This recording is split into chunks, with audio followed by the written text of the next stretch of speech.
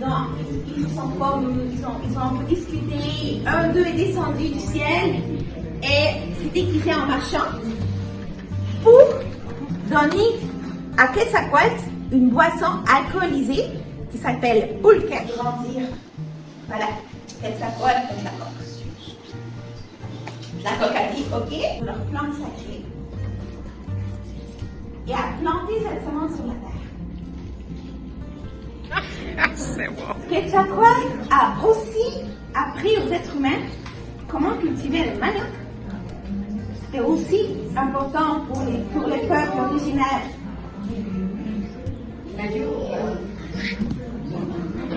Et une autre plante que Quetzalcoatl a appris aux êtres humains, les haricots. Donc, les haricots. Donc, le manis, le manioc, les haricots étaient la base de la nourriture, de l'alimentation de ces peuples.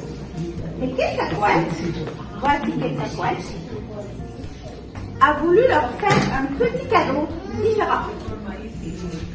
Quetzalcoatl veut dire moitié serpent, moitié oiseau.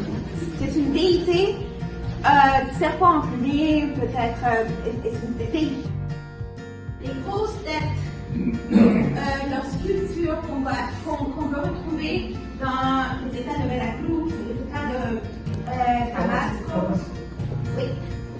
Aussi, on connaît leurs pyramides, on connaît aussi un peu leur religion. Voilà. Ah. Donc, c'est à eux qu'on doit remercier la culture du cacao. Qu'est-ce qui dit la légende? D'où provient le cacao? Au début des temps, au début de l'humanité, il y avait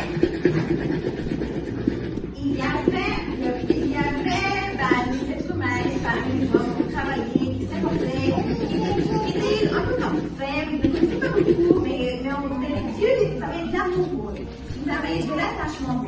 Ils disaient, oui, les humains, ils travaillent, ils s'efforcent, mais on veut les aider un peu. On va choisir un de nos dieux qui descend sur la terre et leur apprendre des choses. Leur apprendre sur l'art, sur les sciences, sur l'agriculture, leur apprendre comment cultiver les plantes. Donc, les dieux ont dit beaucoup de temps à travers d'informations comme les codex. Dans les codex, c'est d'anciens papiers que les autochtones ont écrits sur les papiers de sal ou sur la peau des animaux.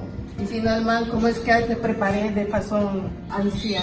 Utiliser le verser de l'eau de chocolat et faire comme ça permettre que le cacao soit bien mélangé et produise quelque chose. Ça, c'est, on peut l'ajouter de lait aussi, mais en général, au Mexique, dans certaines régions, c'est avec du lait. Ok.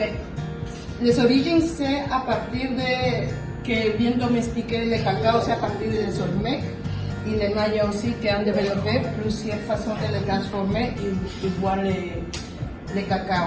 À partir de cela, a été voyagé aussi longtemps jusqu'à la grande communauté aztèque, qui aussi qui ont consommé le cacao de différentes façons. Ça dépend de la région. La région te donnait la capacité de mélanger le cacao avec plusieurs choses. Le cacao s'appelle Theobroma cacao. Mais ça, c'est autre parent proche du cacao qui s'appelle Theobroma bicolore, qui est un cacao aussi important. on va continuer à s'aimer les uns les autres. Voilà. Ah, donc, les autres. Y la pequeña Nuncuy vino y dio anuncio a través del bosque y fueron caminando.